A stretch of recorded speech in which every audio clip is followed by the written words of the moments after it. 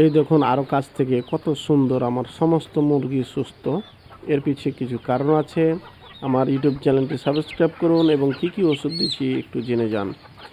যেসব ওষুধ দিলে মুরগি সবসময় সতেজ থাকবে এবং অসুখ বিসুখ কম হবে। এই যে দেখুন আমি কিছু চাউল নিয়েছি। আসলে এর মাধ্যমেই ওষুধটি মিক্সচার বেশি ভালো হয়, তাই এটি নিয়েছি। তো দেখুন এই পরিমাণ চাউল নিয়েছি আমার যেহেতু 50-60 পিস আর কি মুরগি আছে। এই দেখুন আপনারা এটা হলো রেনেটা কোম্পানির রেনাজেস্ট। আপনারা বিভিন্ন কোম্পানির খাওয়াতে পারেন, কিন্তু আমার কাছে এটা অনেক ভালো লেগেছে। এটা মিনারেলস, প্রোটিন এবং অ্যামাইনো অ্যাসিড মাল্টিভিটামিন যাকে বলে, অনেক ভালো মানের। আমি অল্প করে দিয়ে দিলাম। এই দেখুন যে চাউলের সাথে সুন্দরভাবে, শুধু এটা খেয়ে যে সুস্থ সেটা না, এটা হলে রোগ প্রতিরোধ ক্ষমতা বাড়বে, মাংস উৎপাদন বৃদ্ধি হবে এবং বিভিন্ন ব্যাকটেরিয়ার বিরুদ্ধে কাজ করবে।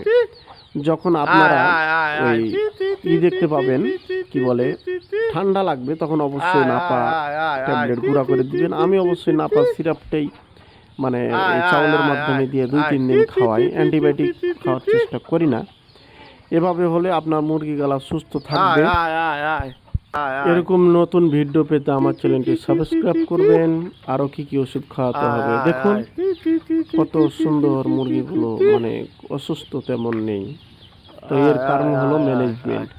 আপনি ম্যানেজমেন্ট সঠিক না করলে অর্ধেক প্রজেক্ট লস, কাজ হবে না এবং খাবার দিতে হবে। এই দেখুন আবারও বাচ্চা উঠেছে, কয়েকদিন হলো আমার। এই যে দেখুন এভাবে কাজ করলে হবে। এবং অ্যান্টিবায়োটিক কখন দিতে হবে, অ্যান্টিবায়োটিকের ব্যবহার খুব কম করার চেষ্টা করবেন, তাহলে ইনশাল্লাহ ভালো থাকবে সব কিছু।